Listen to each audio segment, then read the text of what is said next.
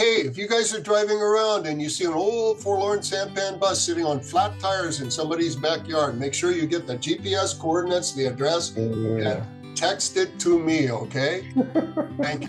Welcome to Richard Hawes' YouTube channel, which looks at what we can do today to make Hawaii Island a more sustainable place to live so our children and grandchildren and their grandchildren won't be priced out of here and will be able to stay in Hawaii and live good lives here. Today, we are talking about, this is exciting, Richard's old sampan bus, which he bought and has been having restored. Tim Mann is the person restoring the sampan bus, and he's our guest today. Hi, Tim. Hi, that's me. Now, before we talk about the restoration project, let's quickly talk about what sampan buses are for people who don't know. So they are specific to this island, Hawaii Island. And back in the day, my understanding is someone with a taxi company made the first sampan bus by converting a Model T and then created a big fleet and used them to provide transportation, the Hilo Sampan Bus Company, right? And I think that started in the 20s, and it's how all our parents and grandparents got around Hilo back in the day. Did I get that right? They still had sampan buses when I got to the island in 76, though. 2 or 3 still driving around Hilo. Leslie, what you're saying is what I understand as well, They're very nostalgic for a lot of people here in Hilo because that's how everybody got around. I just think that's wonderful that you're doing this. So we have another video with Tim and the sampan bus earlier in the restoration project, and I will link that video in the description box below. For today, let's have you two talk about where we're at with this process of bringing your sampan back to life. Tim, tell us where we're at in the whole project. Almost, pal. Finally. How long have you been working on it? Over a year. It was August when we got the deposit check and rolled the bus onto a tow truck to bring it because it was not in a drivable condition then. We barely got the tires inflated enough to get it onto the tow truck and then had to reinflate them when they got to my place in Honoka'a. They were just so old and they were losing air. So it's been a journey, and not only because it wasn't just one vehicle. It wasn't a 1948 Dodge that rolled off that tow truck. It was a 1948 Dodge fenders and hood and windshield. It was a 1950 Chrysler front end and frame. It was a 1972 Chevy Nova rear end. It was a 1972 Chevy 6-cylinder truck engine, and odds and ends of other parts here and there. Of course, because it wasn't one thing, one of the biggest challenges in the project was figuring out what this stuff was. Richard told me, 1948 Dodge. And I said, Dodge. But wait, it's got a Plymouth steering wheel on it, right? Plymouth steering wheel, and it's got a Plymouth hood ornament, the Mayflower, right? That's the Pilgrims, the Plymouth Rock, right? And it also has a Dodge hood ornament on the top. So it's this whole poi dog mixture of all these old cars. What a challenge. Yeah. And it was just interesting until we got to the point where we got to replace the brake drums. And I'm going, okay, 1948 Dodge brake drums, and they're 10-inch or 11 inches. Well, this thing has 12-inch brake drums. I'm going, wait a minute. And I search for 12-inch Dodge brake drums. No more nothing, right? So I find this one guy, Anthony. He's in Alabama. He has a company called AMS Obsolete, and he sells all this old car stuff. He gathers it and he cleans it up and sells it. He said, the only car that had 12-inch brake drums was the 1950 to 1954 Chrysler and DeSoto. Great, thank you. God bless Anthony, because somebody knew. But that's the way it's been this whole process, trying to figure out what it is. And then trying to get parts for it too, because some of this stuff is 70 years old, and they stop making parts for things usually about 15 years into the product cycle. In other words, they stopped making parts in 1970 for a car that was made in 1955, and they just got the existing stock, and as people, it goes down. So finding a lot of these things were challenging. In fact, we have a part now that we were not able to find. We're having a brand new one made by a Kona machinist. That's part of the left front wheel that holds it so it, is the right angle to the road. What I found interesting was that spare tires. There were 2 different tires on the back and the front. I forgot about that.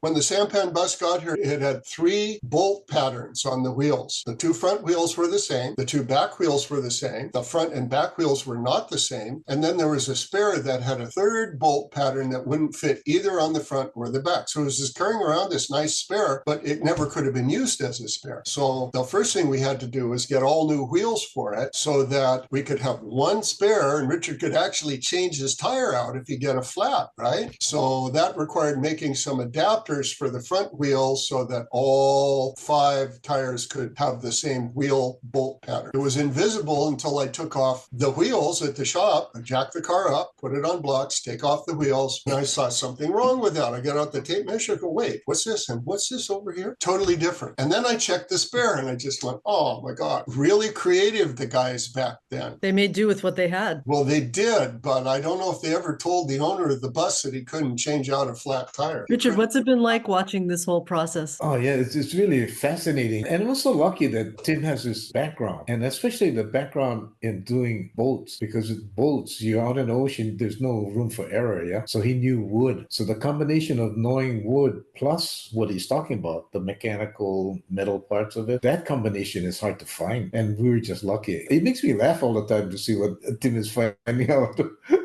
You know. Yeah. You know how the bus has that beautiful curved roof on it, okay? And I looked at the first one he has and I go, oh, termite hole. And I poke my finger in and the finger just goes right inside like that. I poke around, it's got a lot of termite damage. Now that's not a problem you usually run into with restoring an antique car. So we replaced that entire roof and this time we used cedar, which is a very termite resistant wood. And we put a fiberglass coat on the outside of that, which completely waterproofs it, so no rot, no water damage, no nothing like that. It's good for another 50 years now, easy. That's exciting. What still needs to be done? Where are you at right now? Waiting for 2 parts from the Kona machinist. One's for the front wheels, so I can put them back together, and the other is an adapter for the steering wheel. We've got a brand new steering wheel that Richard ordered, but we don't have any way to bolt it to the existing steering column because it's a 1948 steering column and they just don't make adapters for it. So the machinist's making an adapter for that. Those are the last 2 things. So the engine starts and runs, all the lights work, turn signals, horn, everything. It's all in really good shape. Well, that's exciting. So when do you anticipate it will be done? Next week sometime. Richard, what will it be like when it's done? I mean, this has been such a big project. What will that feel like? Oh boy, you know, I'm looking forward with anticipation because I want to jump in the front seat and drive it, you know. But I also know that I've got to be really careful so that I'm real comfortable and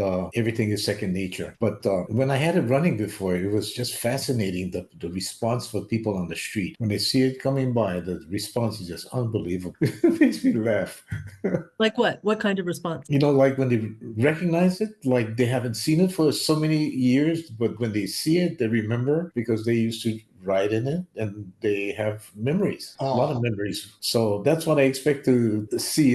And it's the older generation, yeah. So it'll be fun. I'm going to spend a lot of time taking friends and people on rides just for fun. Tell me this, when Tim calls you and says it's ready, you're going to go up to his place and you're going to drive away from there? What will that be like? Where will you go? What will you do? Who will you have with you? You know, that's a good question. Should I just drive it from your place? Tim, what do you recommend? Okay. 70-year-old vehicle. I replaced the fuel line. That should not be a problem. It's got new brakes on the rear. It's got very, very good condition brakes on the front, but the brake lines are rusty because they're old. They might hold for 20 years. They might get a little teeny leak in them tomorrow. Now, do you ever remember when you were a teenager or a young man, Richard, you had an old car that was so old you had to pump the brakes, you know, come up to the stop line, you kind of have to pump them up. Doesn't ring any bells? Oh, yeah. Okay. And you carry a little can of brake fluid around with you because, you know, it gets low and you got to add some. And then when you got money, you take it to the mechanic and he puts a new brake line in or he fixes it. That's probably the worst that's going to happen. You're going to have to pump the brakes up and you take it down to Chica's and you just say, hey, do new brake lines. I would offer to do it, but I can barely even get under the bus. I've had to go under there for a number of things that I've built or repaired, like we put a new fuel tank in. That really needs to be done on a lift where the car can go up and the mechanic can just go over and work on it the inside. If you want to really cover your bets, take it to Chica's and have them put new brake lines in. Yeah, I'll do that. Yeah, So I guess what I'll do then is haul it to Hilo, haul it straight to Chica's, get it changed, and then. Oh, yeah, that would be awesome. That's the only thing I've got a little bit of a tickle about. This is what I wanted to say too. People see that bus. Now, these are not people who are old timers and who have ridden on them before. They're seeing them for the first time. Kids, my friends, my children's friends, they're in their early 20s, late teens. They see it. They go, what's that? What's that? And they right over to it like that because it's got this magnetic attraction to it. It's not just a car. It's not just a bus. This is a sampan bus, and it's got a certain kind of magic or mystique about it. I'm still trying to figure it out. People really like them. I talked to my wife, and we're seeing if we can locate an old beat-up sampan bus and fix it up so we can have our own sampan bus. That's neat.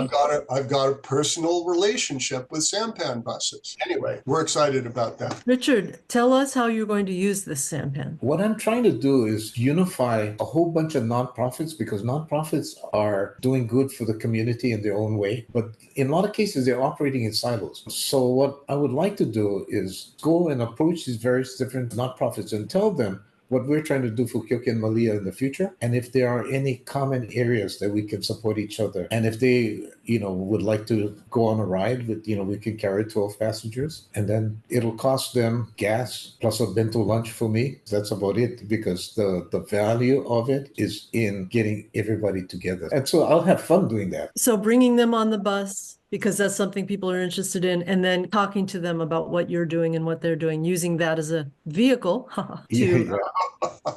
And I thought you said once you were going to charge people, was it 5 cents? How much? 10 cents? I was thinking of, charging them a dime or something like that, but I was thinking, gee, that would be a whole bunch of dimes I would have. I don't know what I would do with all of that. And who carries dimes, right?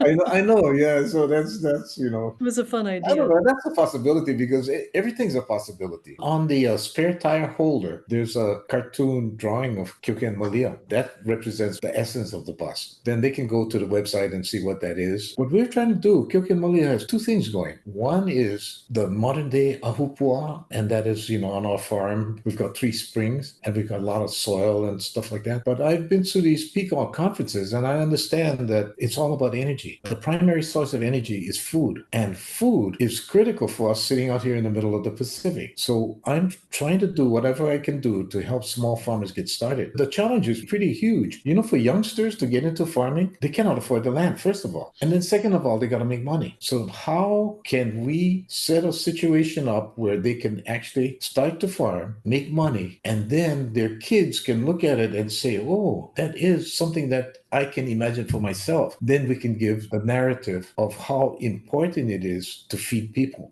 so then you can have young kids looking at it. That's kind of how I'm hoping some way we get to that point where we can make young kids want to be farmers. So that's the modern day ahupua side. And I've got 172 acres of land dedicated to that. And the other one is the Culture Center Above the Clouds. Culture Center Above the Clouds has to do with astronomy, and astronomy has to do with the best science possible. The Hawaiians back in the old days, they utilized, sailing, and they did everything that was possible looking into the future, 7 generations from now. So those 2 things, kind of big pictures, but, kind of common sense. That's what, I'm going to have a lot of fun with this. So both of those ideas are outlined on your kyokiandmalia.com project, and you'll use the sampan sort of to advertise that because it'll be on the spare tire. That's neat. And then also bringing people together on the bus to share ideas. Yeah. And what we're doing right now, this podcast, we've been doing this for almost a year now, 7 months. I don't know exactly, but if you look at all the subjects, they're all in the same area, trying to inform people as to what's possible, what's happening now, what might we be doing in the future for the benefit of Kyoki and Malia. Same thing. Right. Well, this is exciting what you're doing. And I think it's really going to be exciting when people start seeing you tooling around Hilo in your sampan bus. So Richard, you were here in the heyday of the sampan bus when they were all over Hilo and everybody, Tutu and Tutukani and the school kids were riding in them. And according to the histories I've read, a couple, 300-400 of them, right? So that was serving a transportation need for people. Now we don't have any sampan buses. How did we get from there to here? What happened? I read that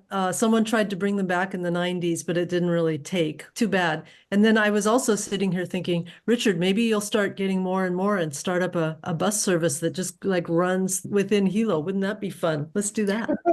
And you're going to get one yet, Tim. Oh, yeah. Oh, yeah. And I'll get one of my kids to drive it and hire it out. Yeah. And if you start a whole fleet, I'll get one too. Yeah, it's not really a far-fetched idea. It's one of those things where the time is right. You know, if you can make it socially attractive, if it becomes, I don't know how to put this.